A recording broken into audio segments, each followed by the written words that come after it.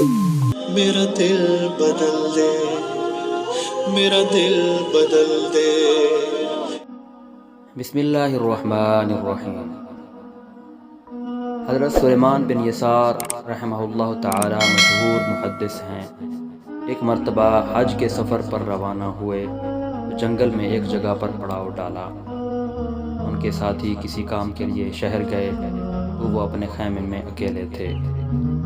اتنے میں ایک خوبصورت عورت ان کے خیمے میں آئی اور کچھ مانگنے کا اشارہ کیا۔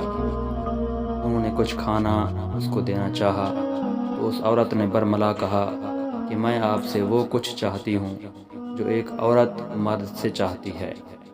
دیکھو تم نوجوان ہو، میں خوبصورت ہوں، ہم دونوں کے لطف اندوز ہونے کے لیے تنہائی کا موقع بھی ہے۔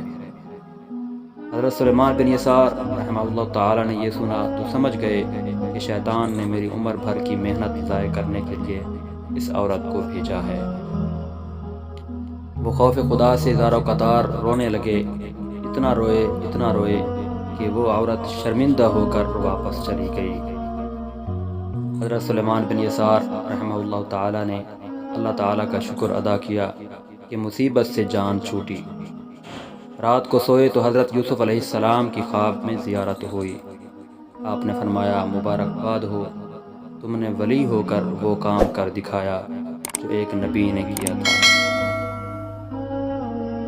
مزید ویڈیوز کے لیے ہمارے چینل کو سبسکرائب کر دیں۔ جزاک اللہ۔